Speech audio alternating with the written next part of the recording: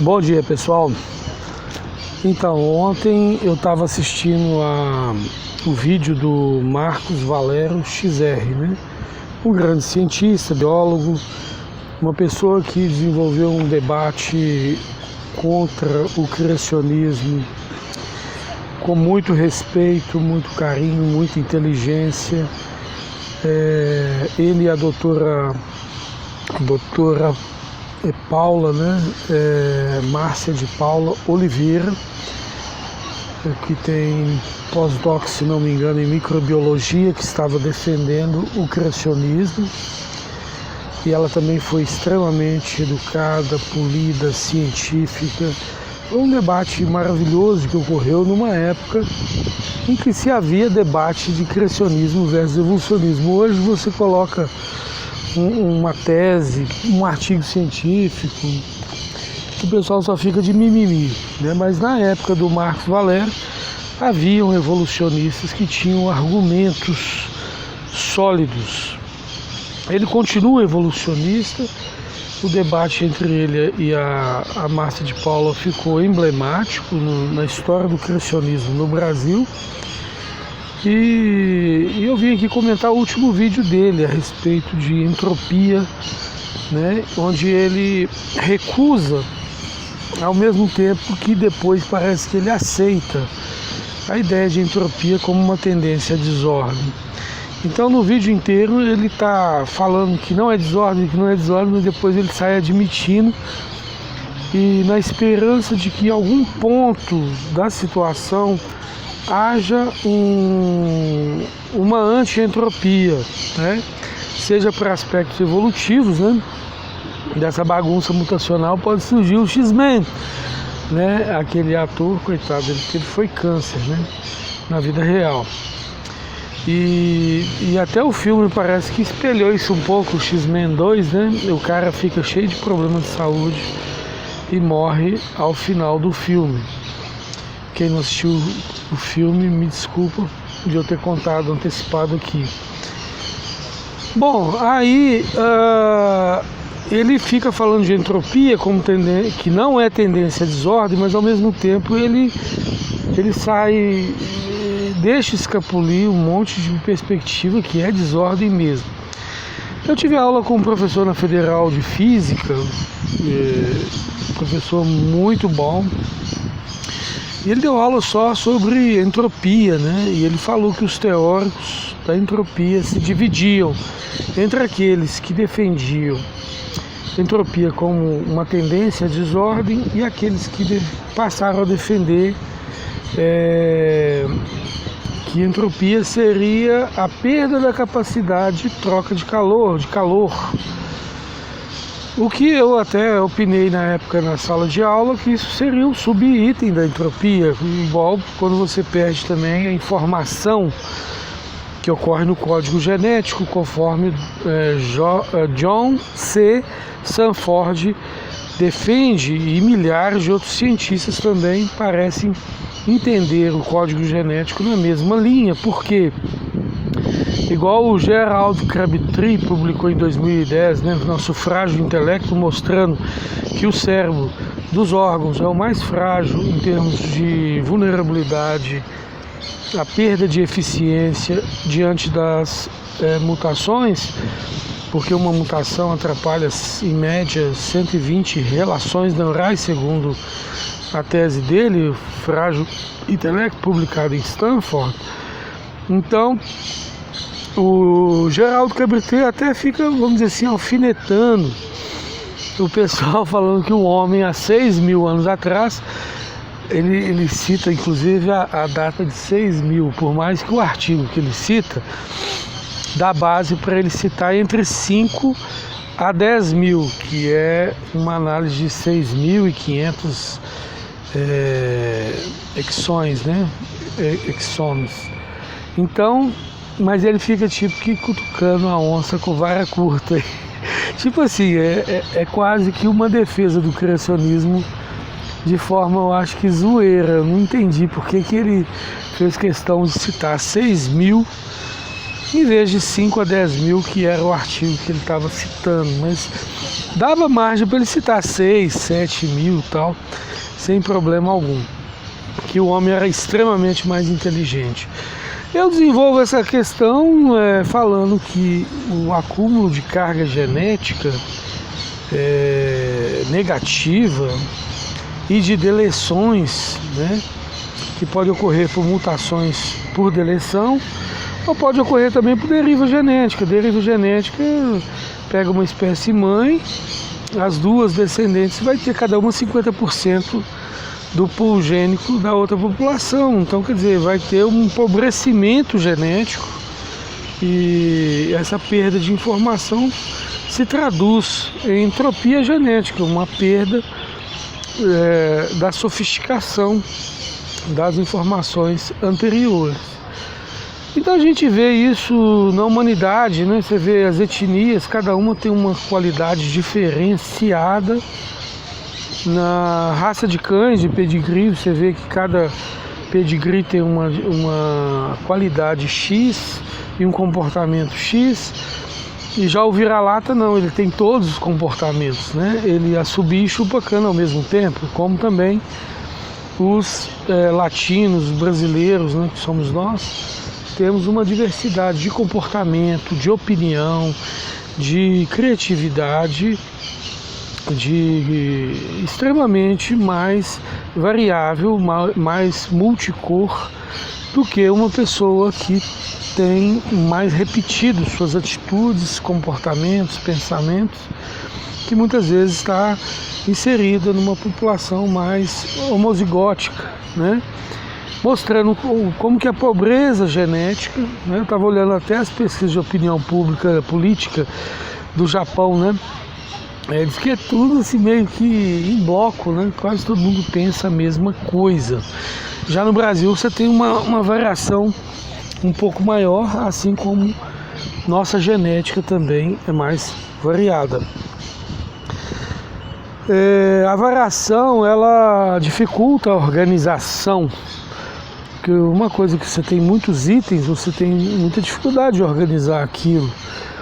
Já uma coisa que você tem poucos itens, você tem mais facilidade de organização. Os minimalistas que o digam, né? Assim também parece que ocorre no lado biológico nosso, né?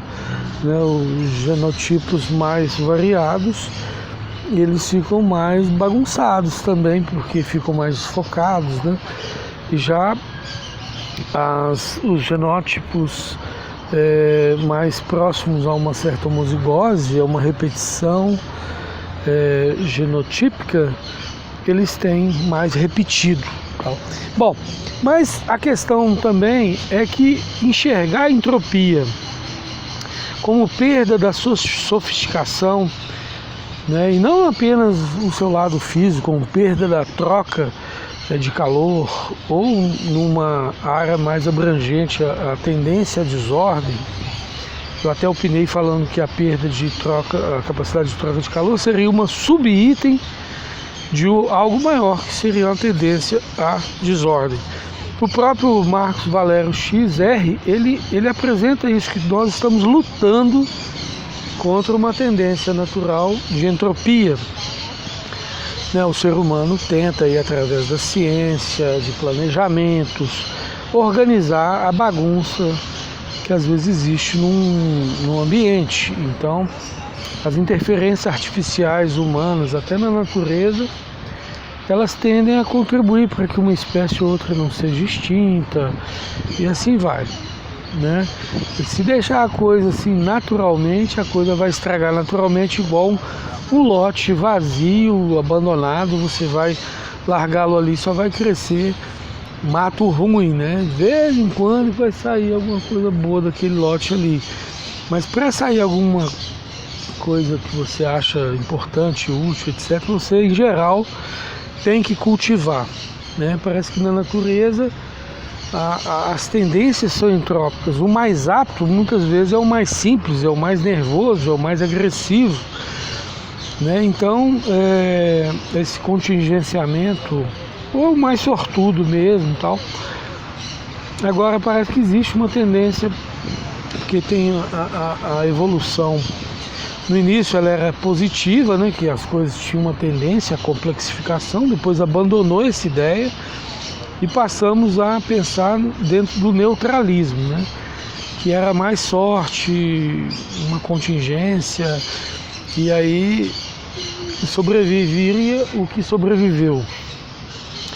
Mas o criacionismo sempre defendeu uma tendência de entropia nos sistemas biológicos, né? Então, quando a gente observa a seleção natural, a deriva, os motores, né, evolutivos, a gente percebe muitos aspectos privilegiando aquilo que é mais simples, aquilo que é de menor tamanho, aquilo que é menos sofisticado para sobreviver, né? Então, assim, aí a sofisticação vai caindo, vai eliminando. Então, a tendência é e também de acúmulo de doenças, né? O acúmulo de doenças está exposto em mais de 10 mil artigos científicos, porque, tipo assim, tive diabetes, meu filho tem 25% de chance a mais de ter diabetes, dados da Lancet, né, que fala inclusive que a humanidade, por mais que melhorou a longevidade, ela diminuiu em 11% a saúde. Então houve um crescimento gigantesco de diabetes, de cânceres, de doenças. E muitas dessas doenças, o aumento tem a ver com aspectos genéticos devido ao aumento de carga genética. Mutações que eram consideradas neutras já não podem ser mais consideradas, porque por mais que elas não tivessem uma expressividade imediata, numa segunda ou terceira geração ela passa a ter uma expressão. Então, a gente percebe que a tendência é entrópica. E se você percebe isso, como o Marcos Valério quase que percebe, ou percebe, mas não quer admitir, fica contra ali,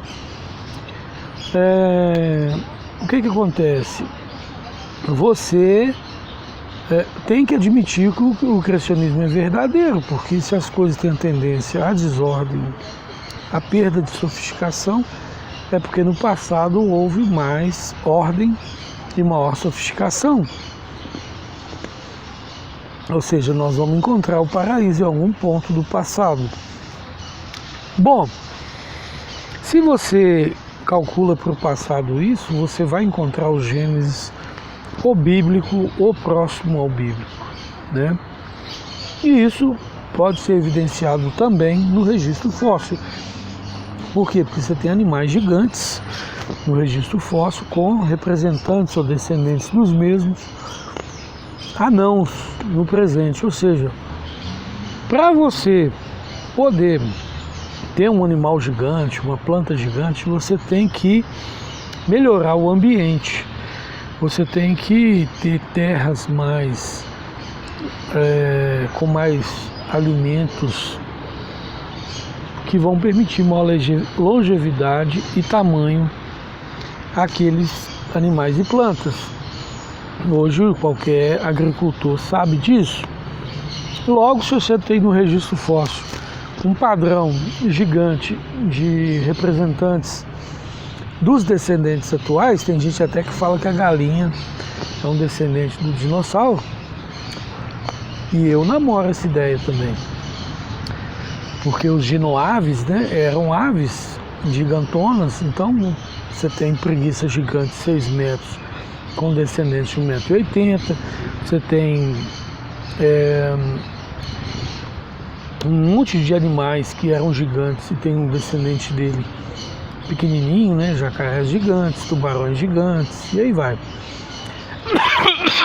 Então, o que acontece? Você tinha um ambiente que permitia esse tamanhão todo, um ambiente melhorado do planeta.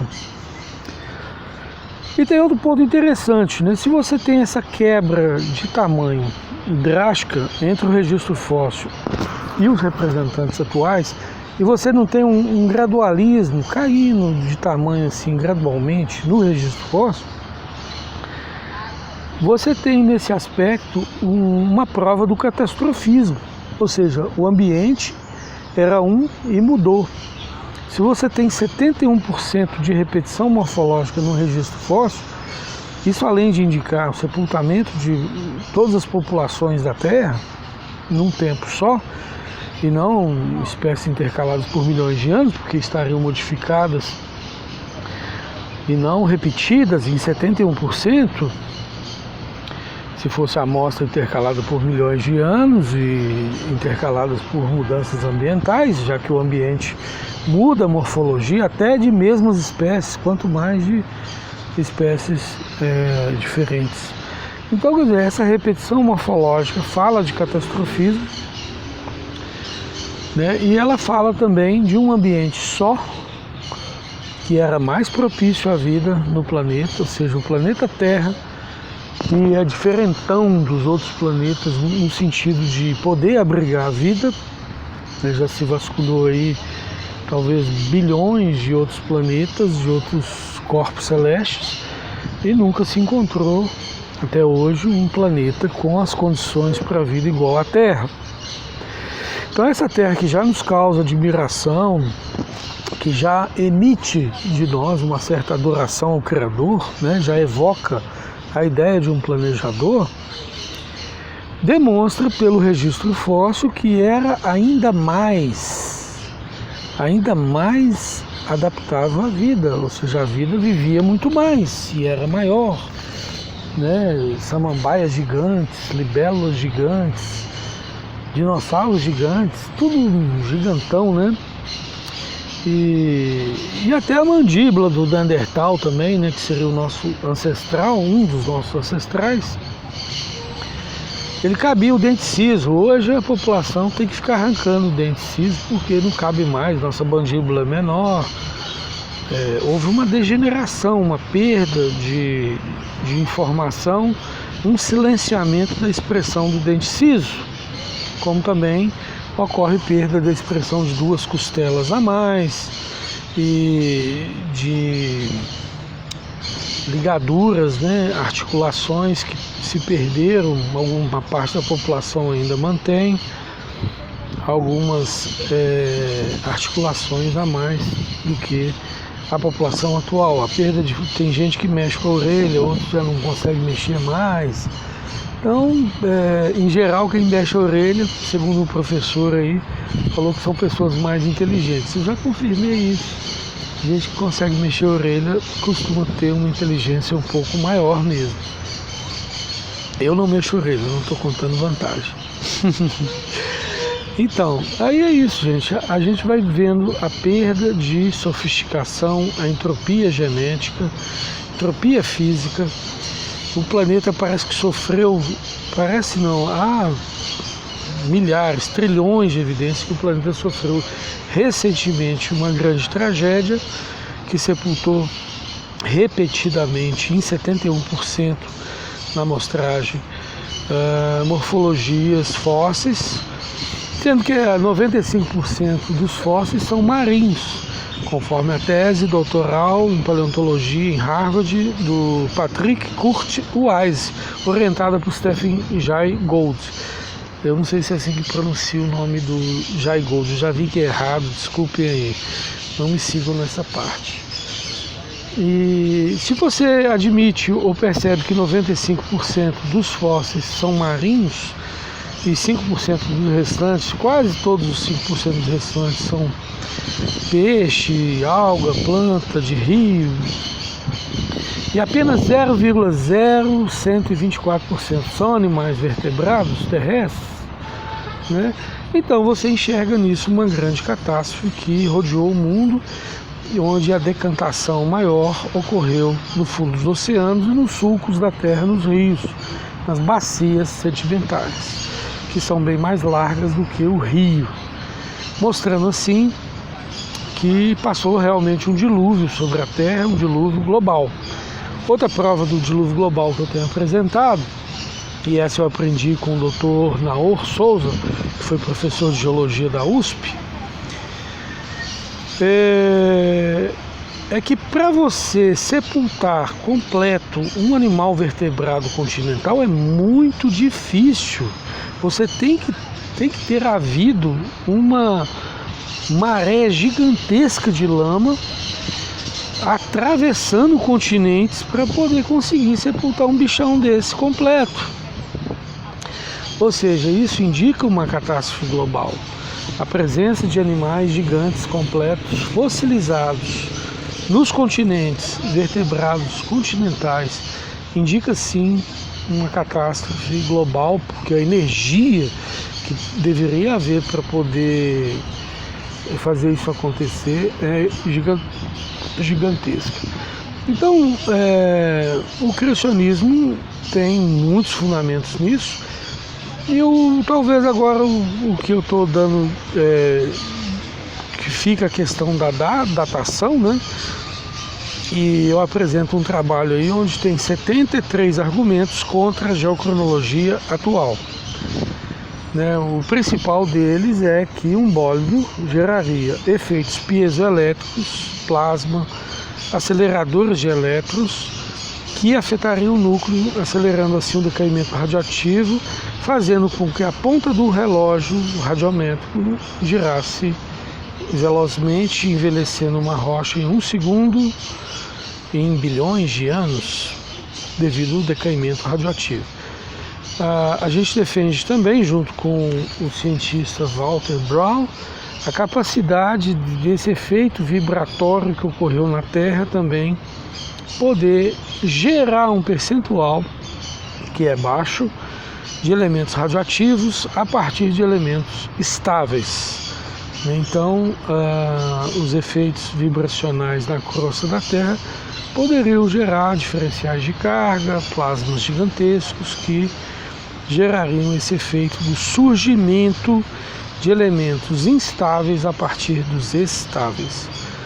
Também aí no link abaixo você vai ver um monte de corpos celestes em volta da Terra, demonstrando que ela teve tipo que uma explosão, né? Houve uma emissão de asteroides que são pedaços da Terra mesmo, que está rondando em torno de nós mesmos aí. Então tem isso aí também, essa observação. E tem muitas outras observações para combater a geocronologia absolutista, né, que tenta se manter sem dialogar com outras perspectivas datacionais, igual o Dr. John Balgard, geofísico, publicou junto com J.C. Sanford.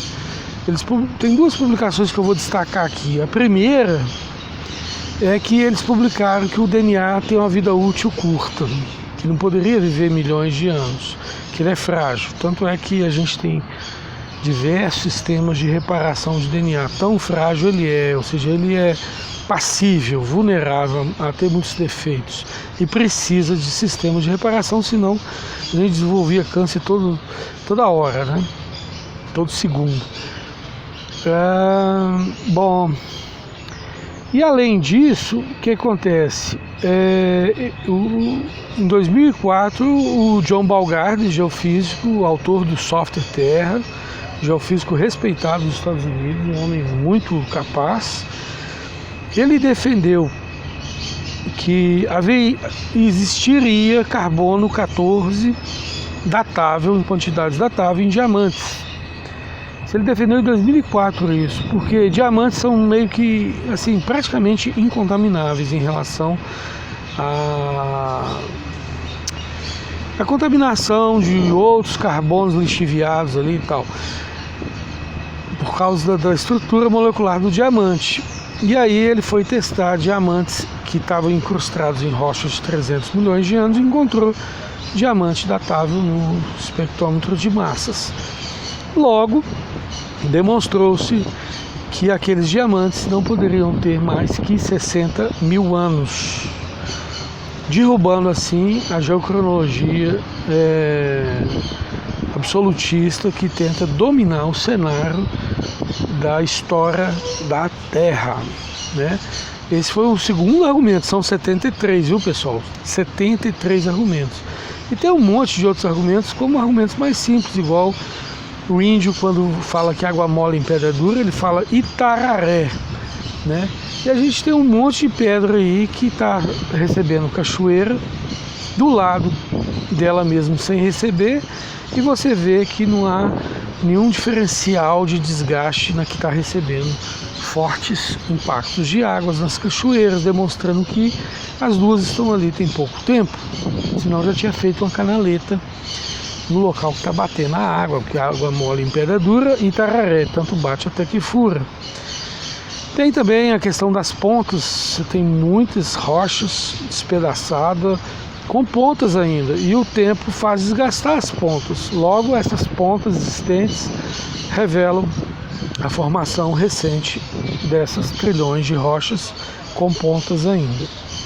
Então são alguns argumentos que a gente utiliza para demonstrar que houve um acidente recente na Terra de energia global que sepultou 71% de repetição morfológica dos nossos ancestrais tipos básicos, que em geral tinham um padrão gigante e que perdeu esse padrão porque o planeta ficou mais estragado, menos adaptável à vida, e gerou diversas variações adaptativas que sobreviveram, e que os que sobreviveram foram selecionados pelos que sobreviveram. Eu fico zoando a seleção natural, desculpa, né? Porque ela seleciona aquilo que sobreviveu, então é uma coisa redundante. Mas, e o pessoal fica endeusando esse motor, né? Como se ele fosse capaz de fabricar alguma coisa, quando na verdade ele só está selecionando, né? Ou privilegiando algo que sobreviveu, não porque algo teve uma mutação esplendorosa, mas porque às vezes teve uma mutação de mais violência, de mais simplicidade, de economia no gasto energético, aí pôde sobreviver, né?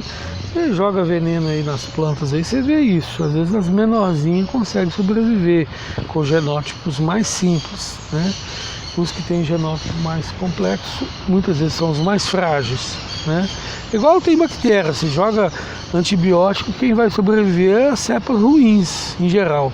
As cepas boas não sobrevivem fácil não. Para ela sobreviver você tem que cuidar muito dela, né? Fazer cultivo de bactéria com muito cuidado. Agora as ruins não, as ruins você que tem que tomar cuidado, porque elas podem sobreviver e te afetar. Então é isso, gente. É uma resposta aí um pouco ao Marcos Valério XR, e dando as boas-vindas a ele, que é uma pessoa extremamente inteligente, educada, e porque ele parece que está de volta ao debate criacionismo e evolucionismo, e a gente está tentando resgatar as pessoas que ainda falam alguma coisa com sentido do lado do evolucionismo, porque o evolucionismo se fechou e se tornou assim tipo uma máfia dominando a academia e que não permite nenhum diálogo, né? Mas esse tempo, quem sabe, retorna, e o diálogo sempre está favorável para a verdade, quanto mais a ciência avança. Um grande abraço. Fiquem com Deus, o nosso Criador.